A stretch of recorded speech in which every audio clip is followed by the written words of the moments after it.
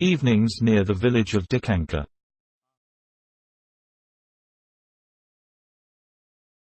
The fair at Treniruйte.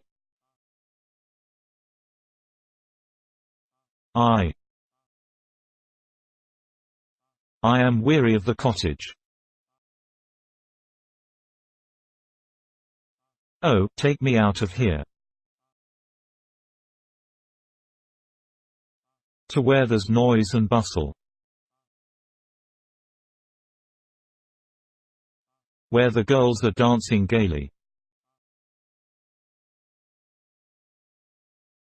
Where the lads are making merry. From an old ballad. How intoxicating, how magnificent is a summer day in the Ukraine.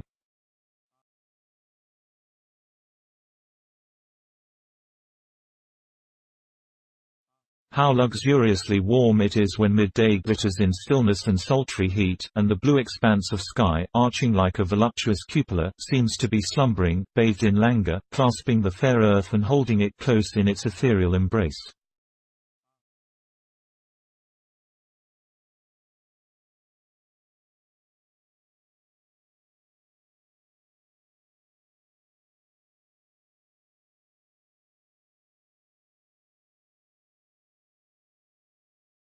In it, not a cloud, below, not a sound.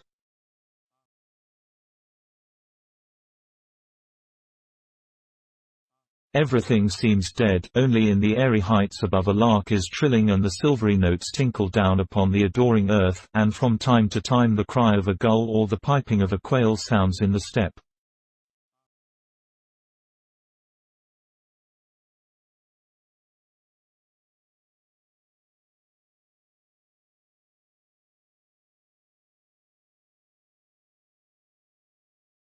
The towering oaks stand, lazy and carefree, like aimless wayfarers, and the dazzling gleams of sunshine light up picturesque masses of leaves, casting on to others a shadow black as night, but flecked with gold when the wind blows.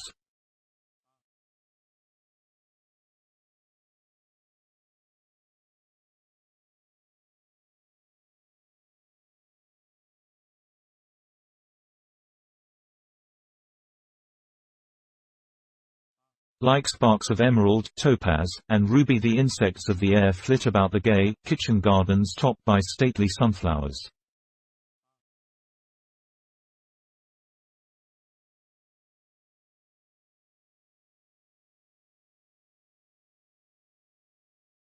Gray haystacks and golden sheaves of corn are ranged like tents on the plain and stray over its immensity.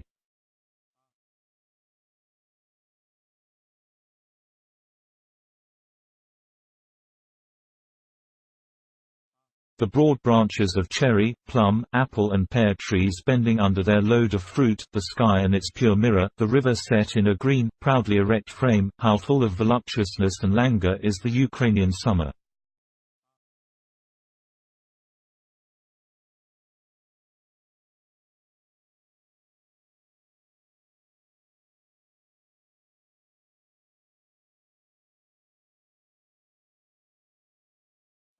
Such was the splendor of a day in the hot August of 1800, yes, it was about 30 years ago, when the road 10 versts beyond the village of Treniruйte bustled with people hurrying to the fair from all the farms, far and near.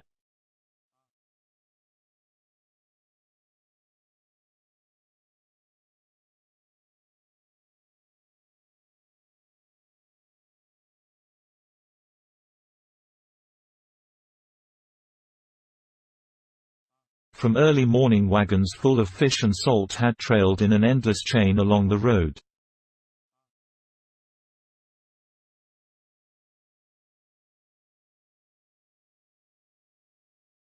Mountains of pots packed in hay moved along slowly, weary, it seemed, of being shut up in the dark. Only here and there a brightly painted tureen or crop boastfully peeped out from behind the hurdle that held the high pile on the wagon, and attracted longing glances from the lovers of such luxuries.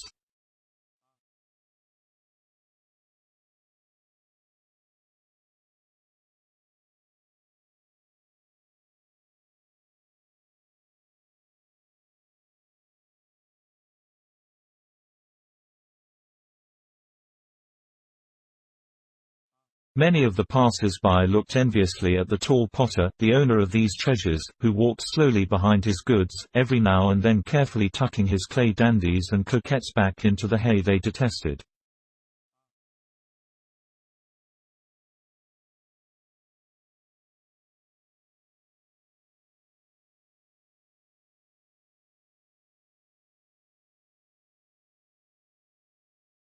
On one side of the road, apart from all the rest, a team of weary oxen dragged a wagon piled high with sacks, hemp, linen and various household goods, followed by their owner clad in a clean linen shirt and dirty linen trousers.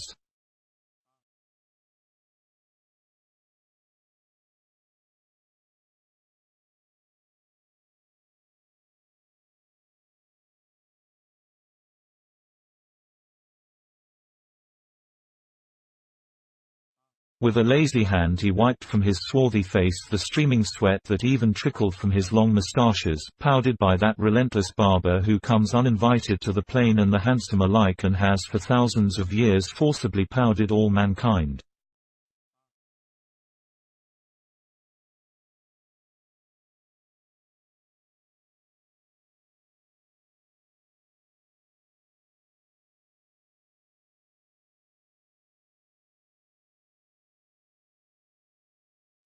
Beside him, tied to the wagon, walked a mare, whose meek air betrayed her advancing years.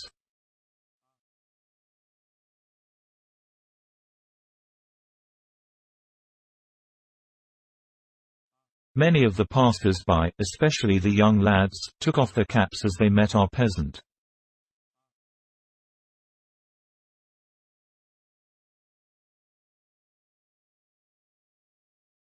But it was not his grey moustaches or his dignified step which led him to do so. One had but to raise one's eyes a little to discover the explanation of this deference. On the wagon Saturday his pretty daughter, a girl with a round face, black eyebrows arching evenly above her clear brown eyes, and merrily smiling rosy lips.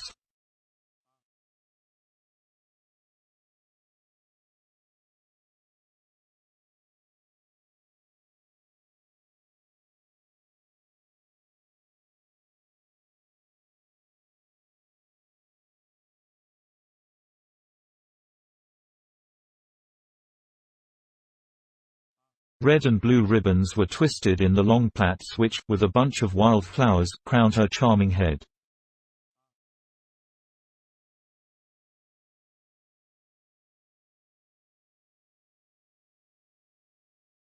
Everything seemed to interest her, everything was new and wonderful, and her lovely eyes raced all the time from one object to another.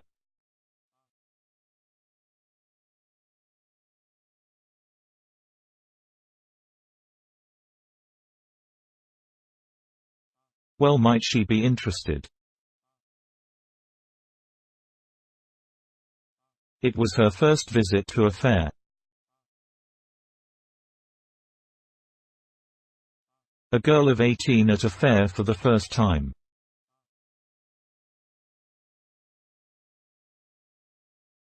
None of the passers-by knew what it had cost her to persuade her father to take her along, though he would have done it even earlier but for her spiteful stepmother, who had learned to drive him cleverly as he drove his old mare, now, as a reward for long years of service, being taken to be sold.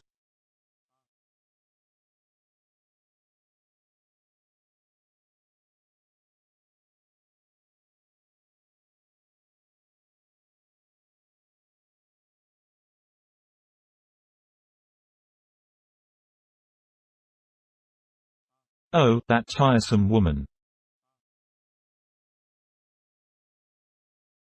But we are forgetting that she, too, was sitting on the top of the load dressed in a smart green woolen jacket adorned with little tails, to imitate ermine, though they were red in color, a gorgeous skirt checked like a chessboard, and a flowered chintz cap that gave a particularly majestic air to her red round face, which betrayed so unpleasant and savage a nature that everyone hastened to turn from it to the lively face of the daughter.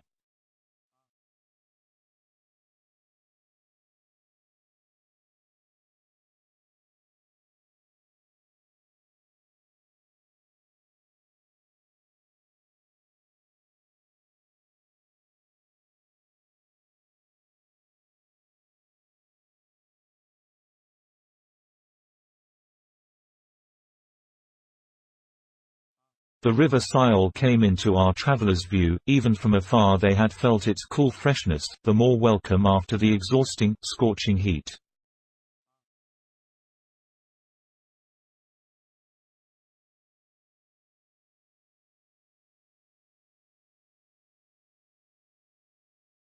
Through the dark and light green foliage of the birches and poplars, carelessly scattered over the plain, there were glimpses of the cold glitter of the water, and the lovely river exposed its shining silvery bosom, over which the green tresses of the trees drooped luxuriantly.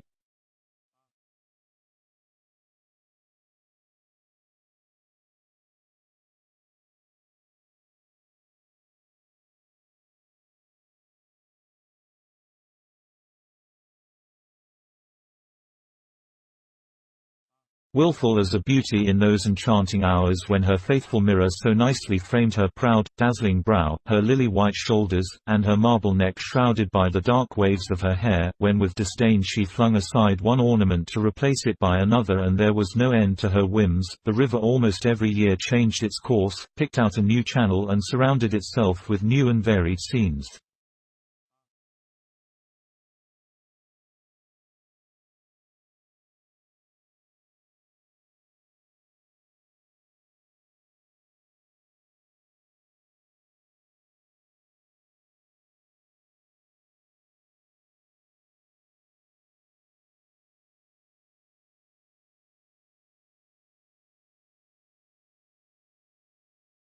Rows of water mills tossed up great waves with their heavy wheels, flinging them violently down again, churning them into foam, scattering froth and making a great clatter.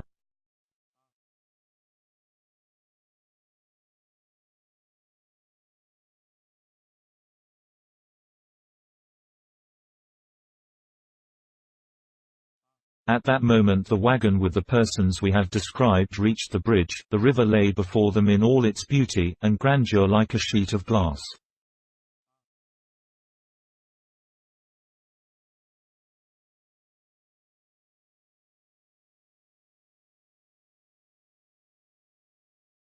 The sky, the green and dark blue forest, the men, the wagons of pots, the water mills were all seen upside down, yet, somehow, not sinking into the lovely blue depths.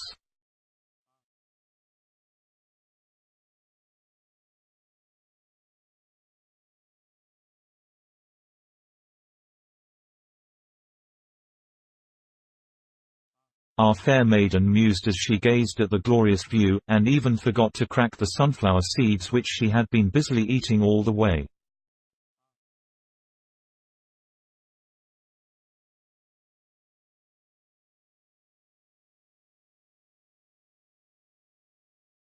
All at once the words "What a girl" caught her ear.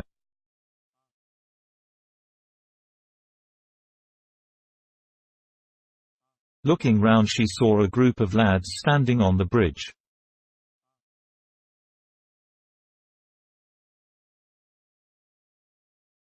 One of them, dressed rather more smartly than the others in a white jacket and grey astrakhan cap, was jauntily looking at the passers-by with his arms akimbo.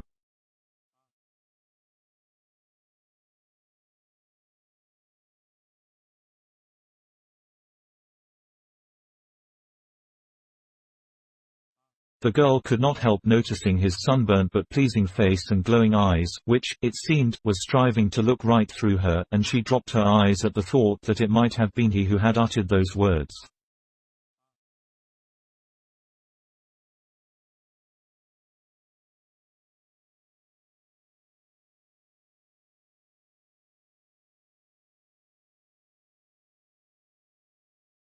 A fine girl, the young man in the white jacket went on, keeping his eyes fixed on her.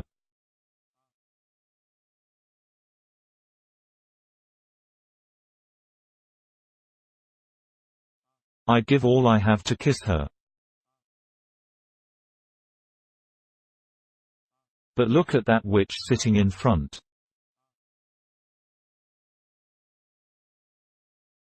There were peals of laughter all round, but the overdressed spouse of the slow-moving peasant was not pleased at such a greeting. Her red cheeks blazed and a torrent of choice language fell on the head of the youth.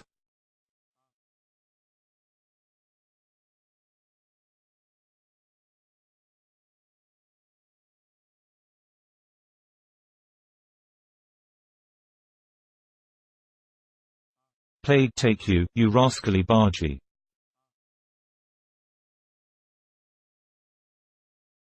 May your father crack his head on a pot.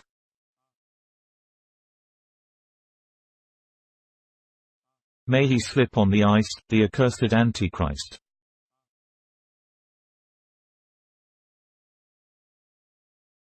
May the devil singe his beard in hell.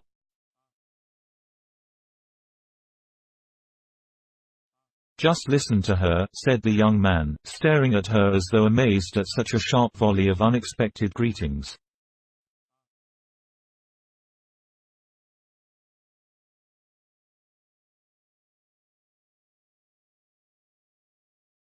And she can bring her tongue to utter words like that, the hag. She is 100 if she is a day.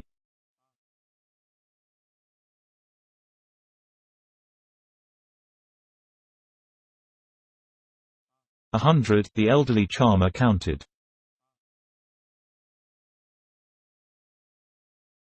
You heathen. Go and wash your face, you worthless scamp.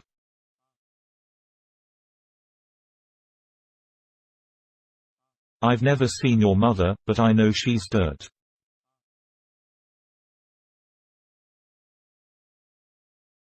And your father is dirt.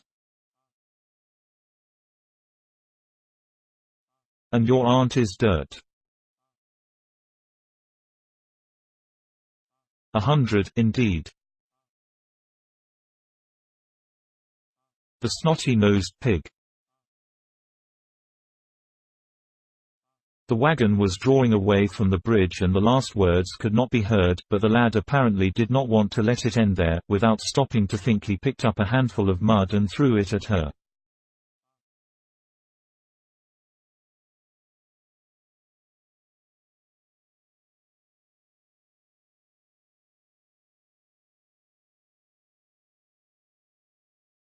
The throw achieved more than one could have hoped. The new chintz cap was spattered all over and the guffaws of the rowdy scamps were louder than ever.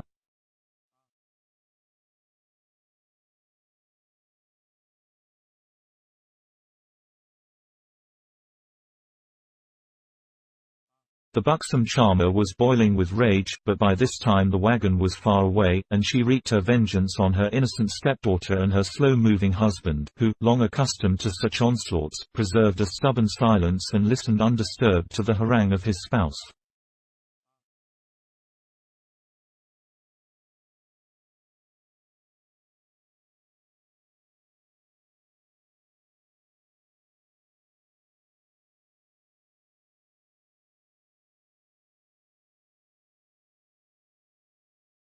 In spite of that, her indefatigable tongue went on clacking until the wagon reached the house of their old friend and crony, a Cossack named Sibylia, on the outskirts of the village.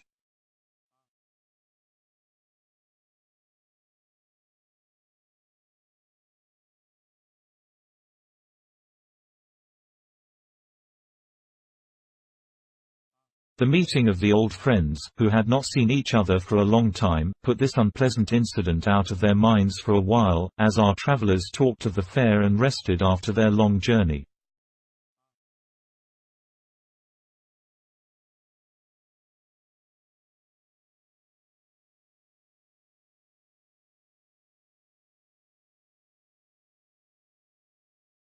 Two.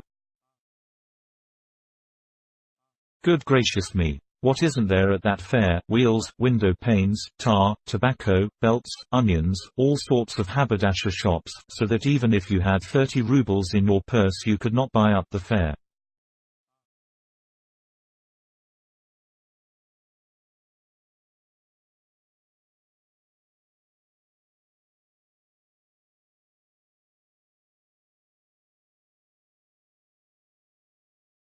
From a Ukrainian comedy. You may have heard a rushing waterfall, where the air is filled with a roaring, and a chaos of strange, vague sounds whirls round you.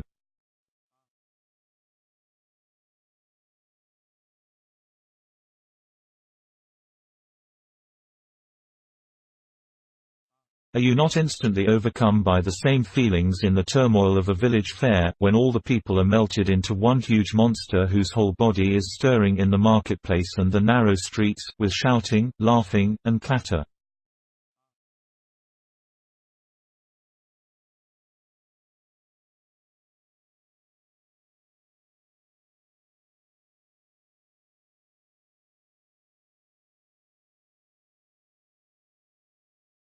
Noise, swearing, bellowing, bleating, roaring, all blend into one discordant clamor.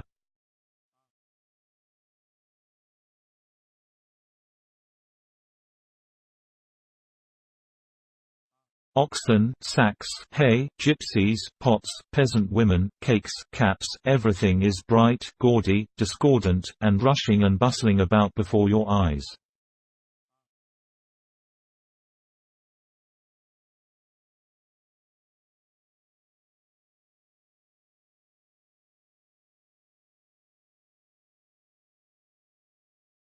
The different voices drown one another, and not a single word can be caught, can be saved from the deluge, not one cry is distinct.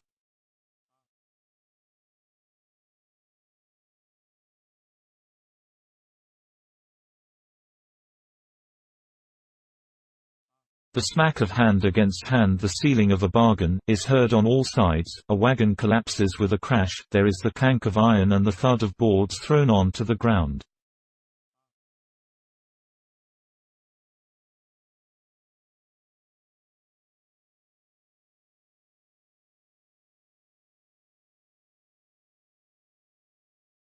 Your head is so dizzy you do not know which way to turn.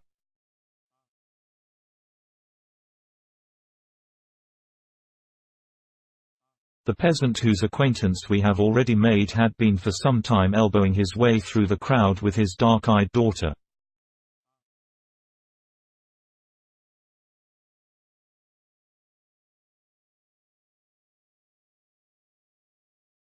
He went up to one wagon load, fingered another, inquired the prices, and his thoughts kept revolving round his 10 sacks of wheat and the old mare he had brought to sell.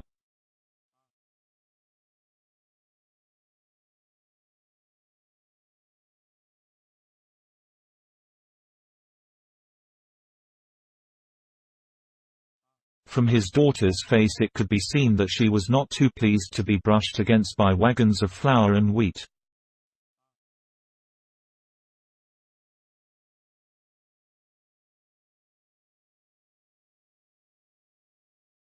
She longed to be where red ribbons, tin ear rings, crosses made of copper, and ducats were displayed attractively under linen awnings.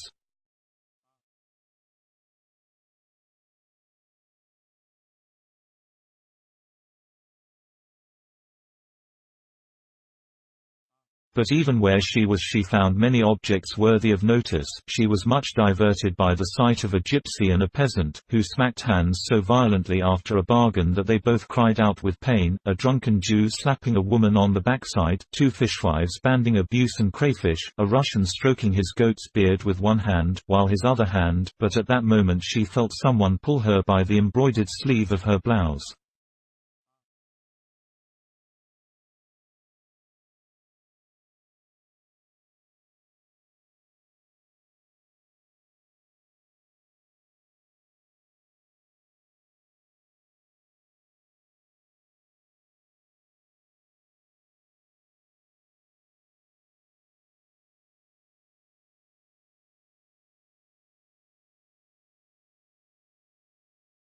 She turned and saw the bright-eyed young man in the white jacket standing before her.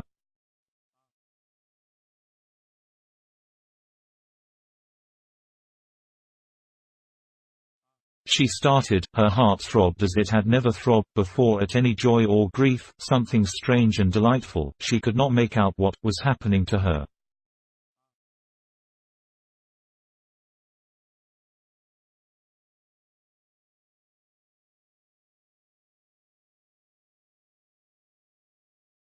"Don't be frightened, my lovely one, don't be frightened," he said to her in a low voice, taking her hand.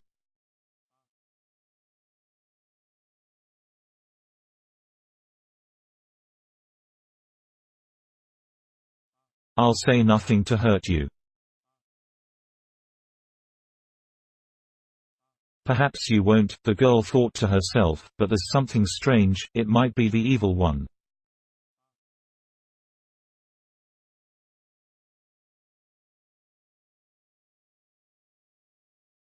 "I know it's not right, but I haven't the strength to take away my hand."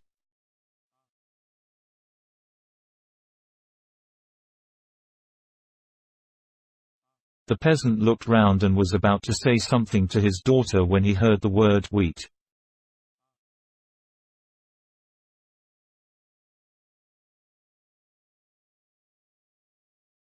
That magic word instantly made him join two corn dealers who were talking loudly, and he had no ears for anything else.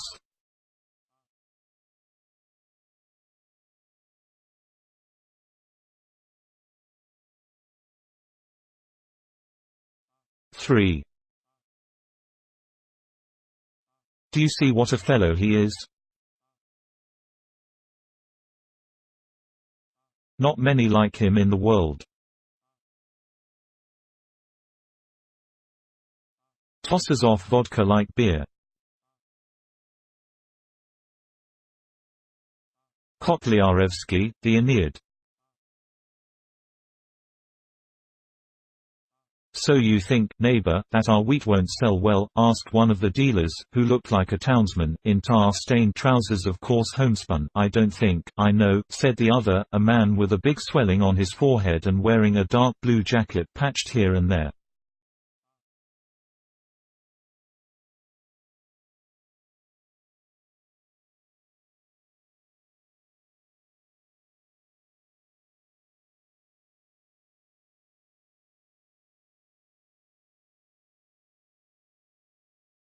"I am ready to put a halter around my neck and hang from that tree like a sausage in the cottage before Christmas, if we sell a single bushel."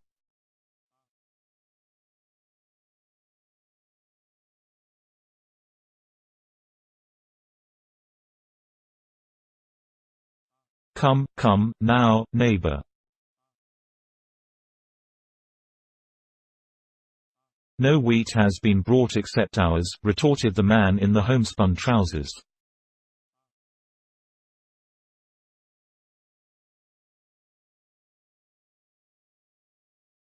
"You may say what you like," thought the father of the beauty, who had not missed a single word of the dealer's conversation.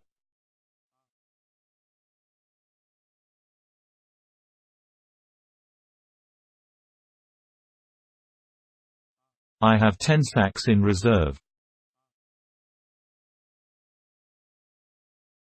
"Well, you see it's like this, if there is any devilry mixed up in a thing, you will get no more out of it than out of a hungry Muscovite," the man with the swelling on his forehead said ominously.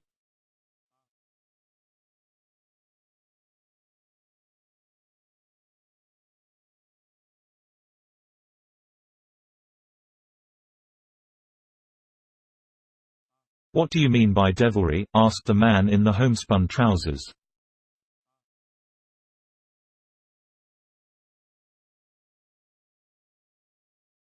"Haven't you heard what people are saying?" he of the swelled forehead went on, giving him a sidelong look out of his morose eyes.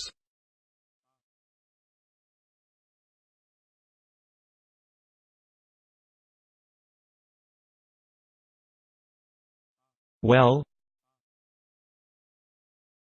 Well, may you say well. The assessor, may he never wipe his lips again after the gentry's plum brandy, has set aside an evil spot for the fair, where you may burst before you get rid of a single grain."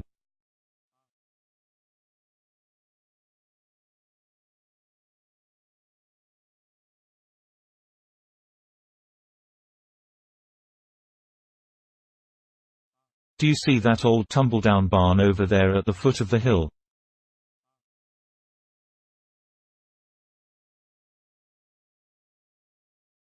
At this point the inquisitive peasant went closer and was all attention.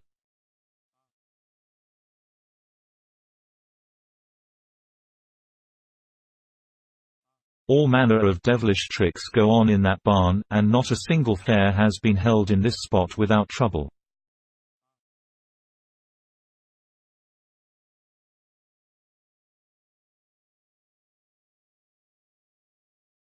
The district clerk passed by it late last night and all of a sudden a pig's snout looked out at the window of the loft, and grunted so loudly that it sent a shiver down his back.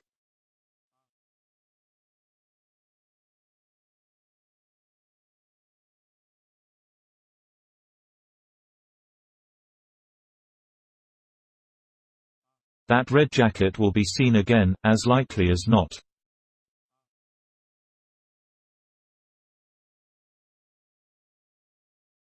What red jacket? Our attentive listener's hair stood on end at these words.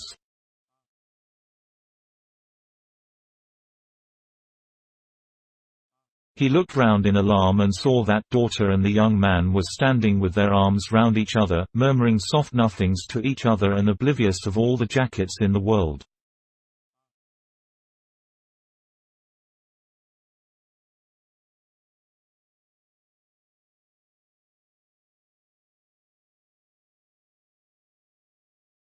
This dispelled his terror and restored his equanimity.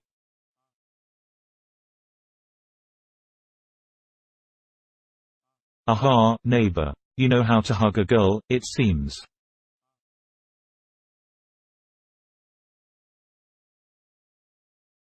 I had been married 3 days before I learned to hug my poor Kveska, God rest her soul, and I owned that to a friend who was my best man. He gave me a hint.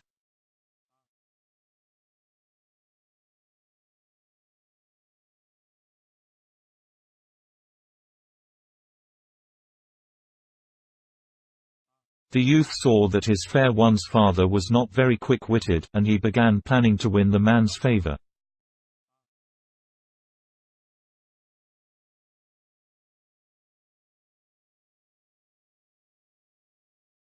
It seems you don't know me, good friend, but I recognized you at once.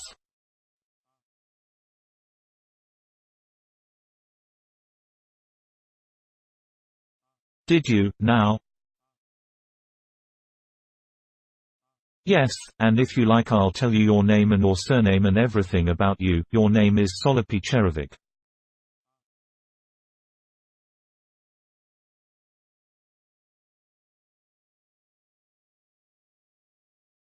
That's right, Solipi Cherovic.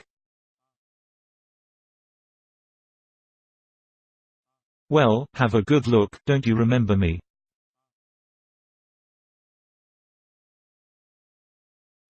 No, I don't.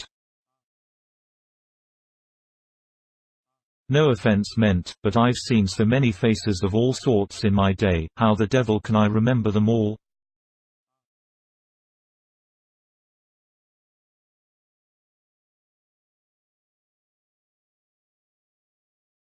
Too bad you don't remember Golopupenko's son.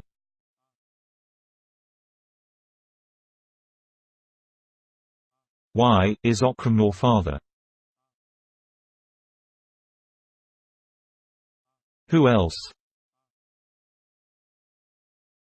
If he's not, then maybe it's old bald Grandad himself.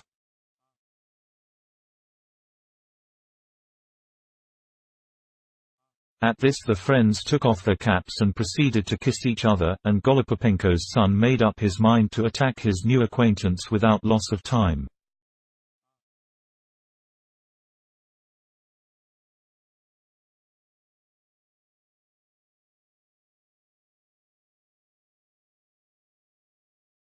It's like this, Solipi, your daughter and I have so taken to each other that we are ready to spend the rest of our lives together.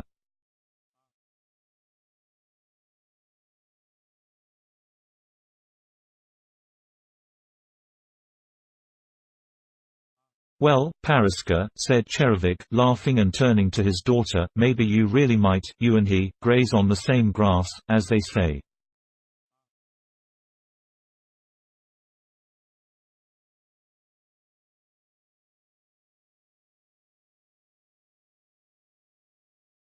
Come, is it a deal?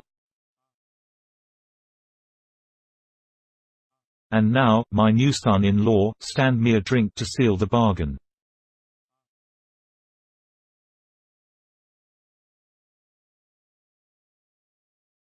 And all three found themselves in the famous pot-house of the fair, a Jewess's booth, adorned with a numerous flotilla of stoups, bottles and flasks of every kind and description.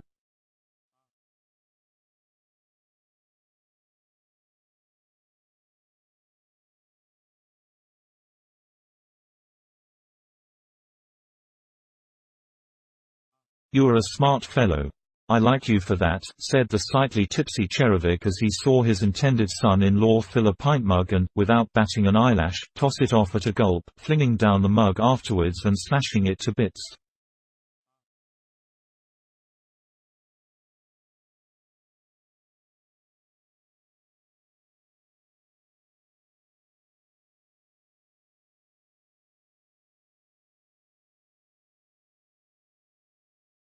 "What do you say, Pariska? Haven't I found you a fine husband? Look how he downs his drink." And laughing and staggering he went with her towards his wagon, while our young man made way to the booths where fancy goods were displayed, where there were even dealers from Gadjich and Mirgorod, two famous towns of Poltava province, to pick out the beat wooden pipe with a smart copper band, a flowered red kerchief and a cap, for wedding presents to his father-in-law and everyone else who was entitled to them.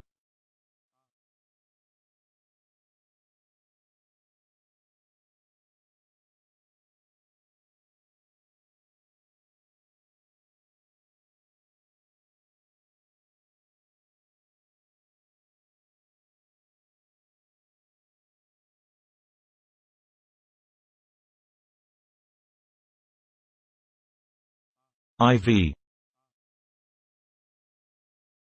If a man wants one thing, and his wife wants another, you know who gets what. Kotlyarevsky. Well, wife, I have found a husband for my daughter.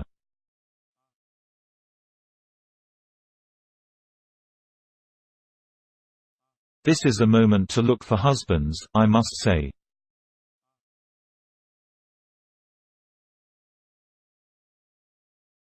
You are a fool, a fool.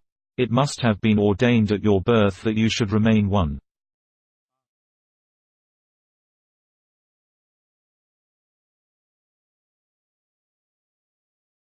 Whoever has seen or heard of a decent man running after husbands at a time like this?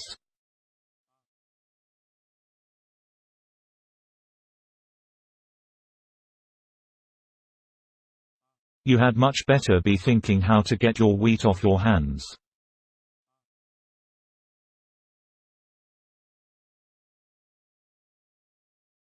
A nice young man he must be, too.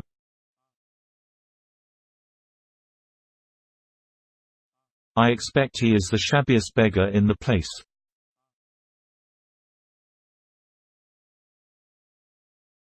Oh, not a bit of it. You should see what a lad he is.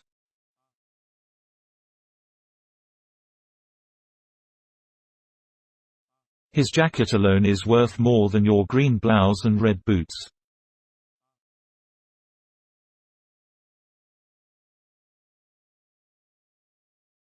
And how he takes his vodka.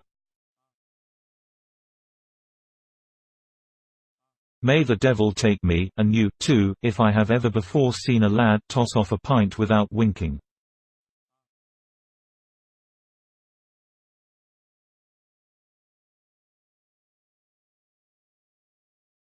To be sure, if he is a sot and a tramp, he is a man after your own heart.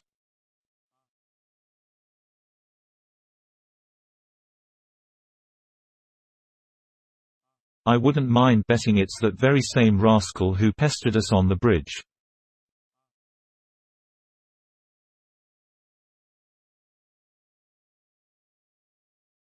Too bad I haven't come across him yet, I'd give him a piece of my mind.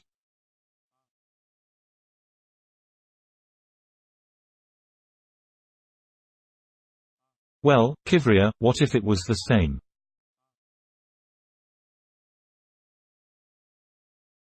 Why is he a rascal? Why is he a rascal, eh? Just listen to the old addle-pate.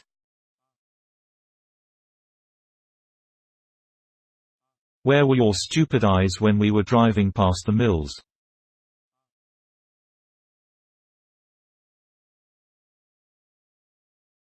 A man's wife is insulted right before his snuffy nose, and he doesn't care a hang.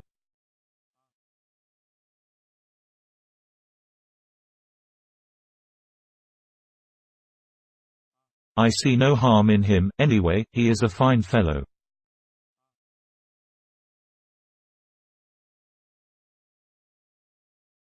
He just plastered your ugly face with dung, that's all.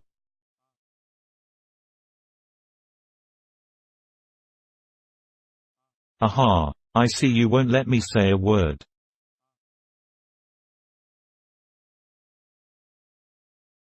What's come over you?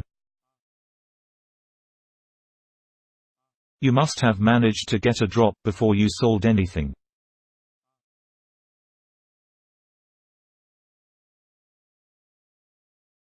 Here Cherovik realized that he had said too much and instantly put his hands over his head, doubtless expecting that his wrathful spouse would seize his hair in her wifely claws.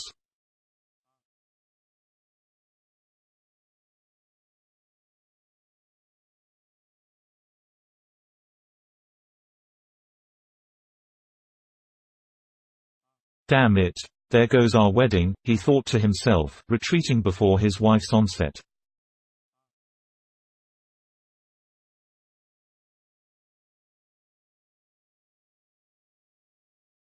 I shall have to refuse a good fellow for no rhyme or reason.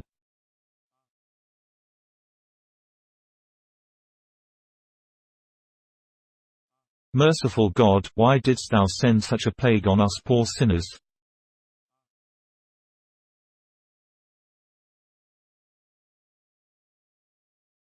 With so many nasty things in the world, thou must needs go and create women.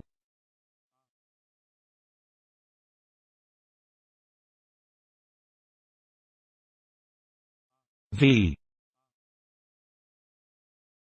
Droop not, plane tree. Still art thou green. Fret not, little Cossack. Still art thou young. From a Ukrainian song. Sitting by his wagon, the lad in the white jacket gazed absent-mindedly at the crowd that milled noisily about him.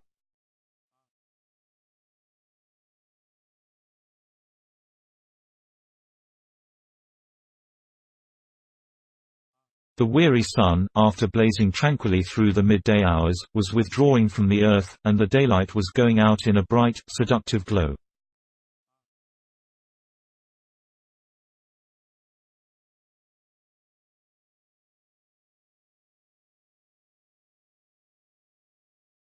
The tops of the white booths and tents stood out with dazzling brightness, suffused in a faint rosy tint.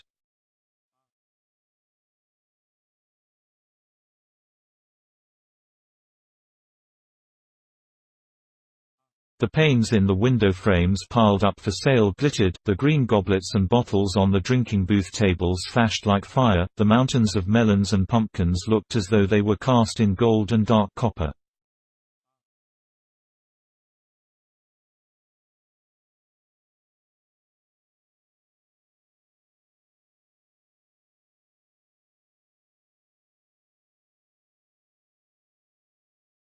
There was less talk, and the weary tongues of hucksters, peasants, and gypsies moved more slowly and lazily.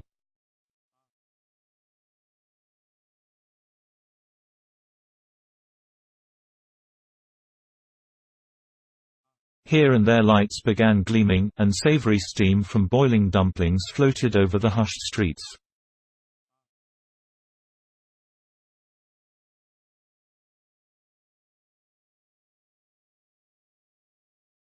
"What are you grieving over, Gritsko?" a tall sunburnt gypsy cried, slapping our young friend on the shoulder.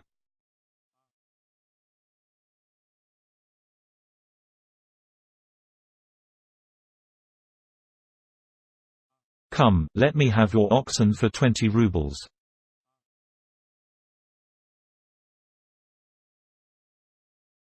"It's nothing but oxen and oxen with you."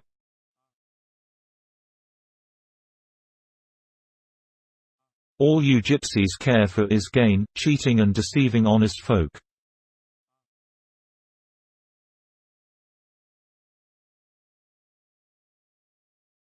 "Ah. You are quite worked up, I see."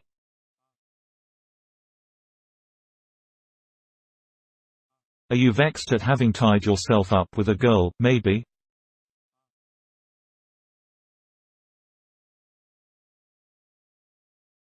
"No, that's not my way, I keep my word, what I've done I stand by forever."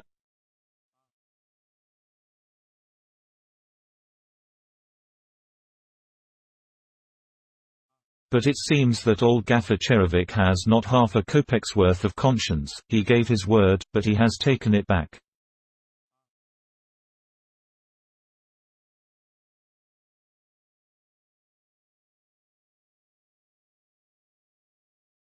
Well, it's no good blaming him, he is a blockhead and that's all there is to it.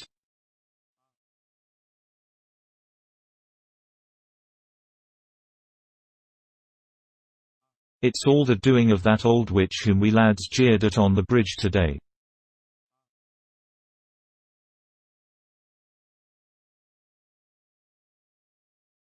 If I were the Tsar or some great lord I would hang all the fools who let themselves be saddled by women.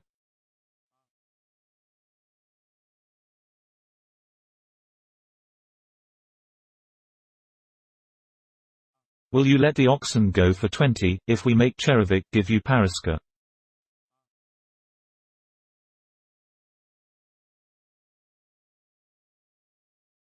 Gritsko stared at him in wonder.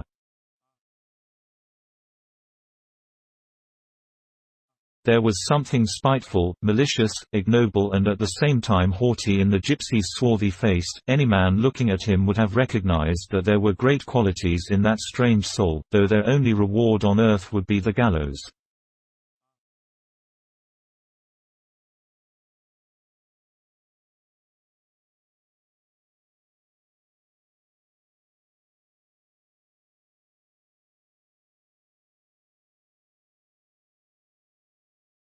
The mouth, completely sunken between the nose and the pointed chin and forever curved in a mocking smile, the little eyes that gleamed like fire, and the lightning flashes of intrigue and enterprise constantly flitting over his face, all this seemed in keeping with the strange costume he wore.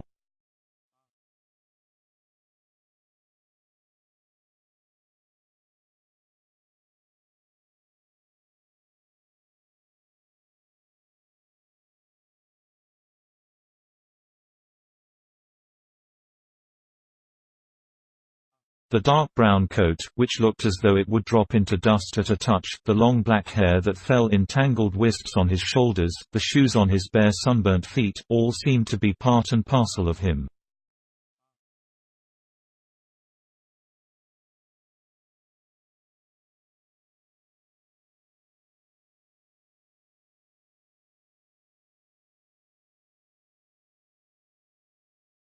"I'll let you have them for 15, not 20, if only you don't deceive me," the young man answered, keeping his searching gaze fixed on the gypsy.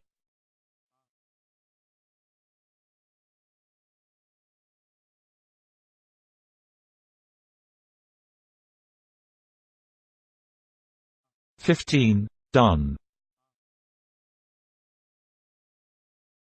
Mind you don't forget 15. Here is a 5 rubles for you as a pledge."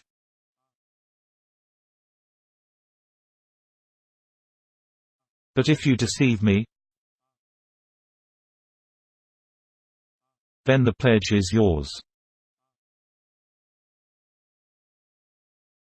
"Good. Well, let us shake hands on the bargain."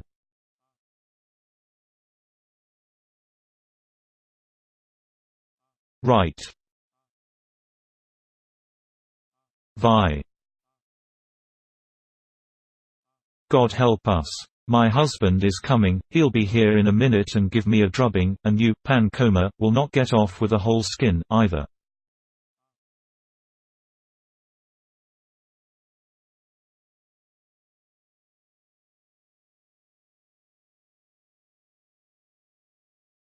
From a Ukrainian comedy. This way, Afanasy Levanovich.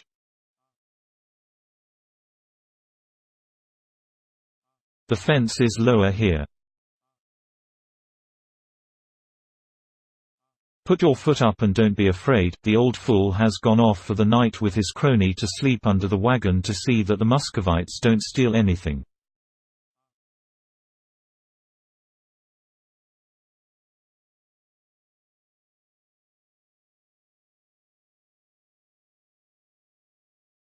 Thus Cherevik's formidable spouse encouraged the priest's son, who was faint-heartedly clinging to the fence.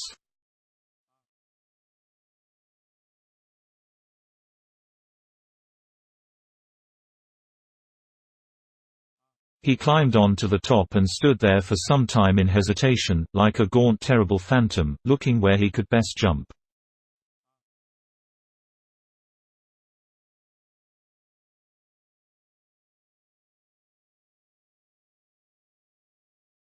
At last he came down with a crash among the rank weeds.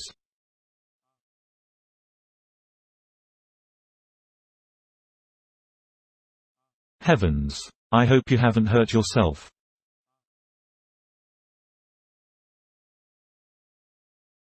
Please God you've not broken your neck. Kivria faltered anxiously. Hush, I'm all right, dear Kavronya Nikiforovna, the priest's son brought out in a painful whisper, getting on to his feet, except for being afflicted by the nettle, that serpent-like weed, to use the words of our late archpriest.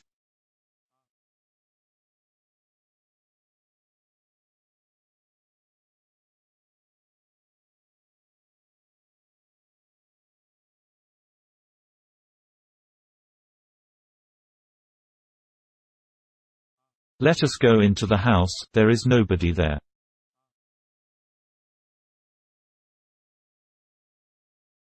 I was beginning to think you had a stomachache or something, Afanasy Ivanovich, you stayed away for such a long time.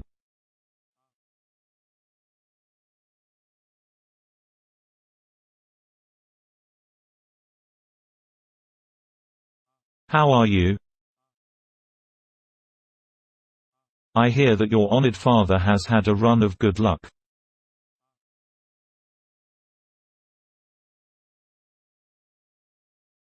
Nothing to speak of, Kavronya Nikiforovna, during the whole fast father has received nothing but 15 sacks also of spring wheat, 4 sacks of millet, 100 rolls, and as for chickens they don't run up to 50, and the eggs were mostly rotten.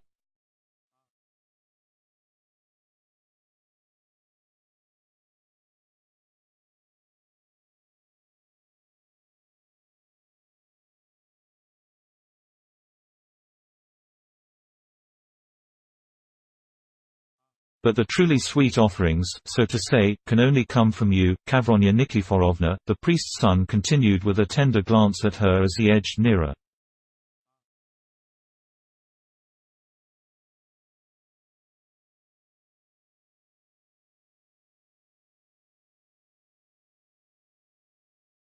Here is an offering for you, Afanasy Ivanovich, she said, setting some bowls on the table and coyly fastening the buttons of her blouse as though they had not been undone on purpose.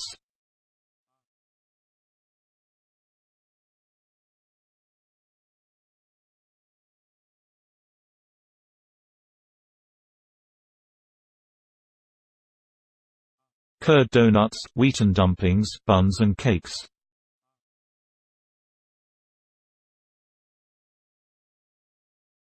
I bet they have been made by the cleverest hands of any daughter of Eve, said the priest's son, setting to work upon the cakes and with the other hand drawing the donuts towards him.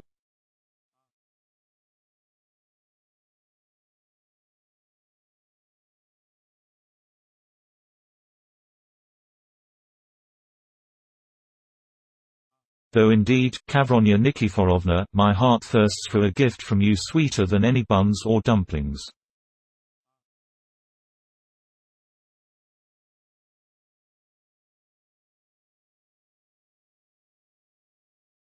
I don't really know what other dainty you want, Afanasy Ivanovich, answered the buxom beauty, pretending not to understand.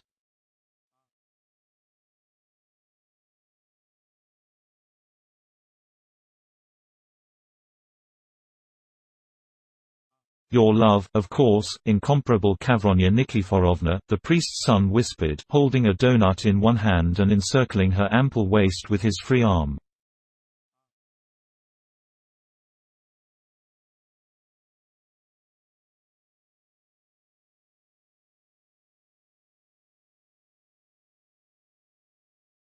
Goodness knows what you are talking about, Afanasy Ivanovich, said Kivria, bashfully casting down her eyes.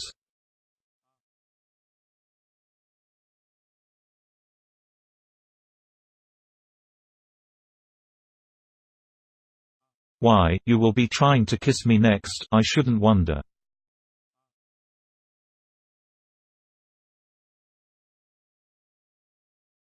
As for that, I must tell you, the young man went on.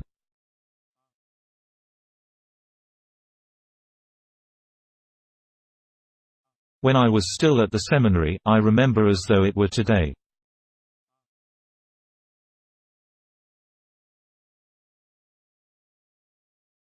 At that moment there was a sound of barking and a knock at the gate.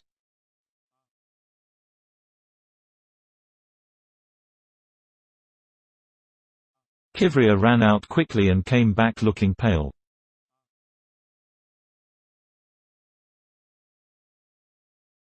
Afanasy Ivanovich, we are caught, there are a lot of people knocking, and I fancy I heard Sibulia's voice.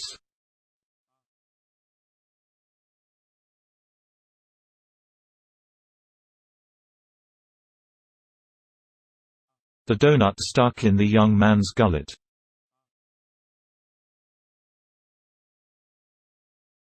His eyes almost popped out of his head, as though someone had just come from the other world to visit him.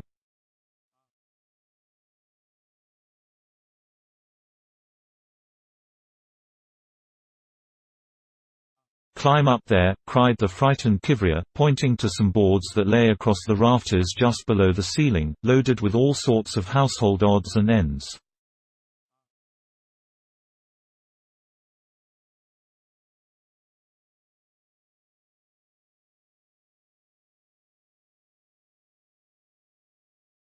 Danger gave our hero courage. He got up on the stove and from there clambered cautiously onto the boards, while Kivria ran headlong to the gate, as the knocking was getting louder and more insistent.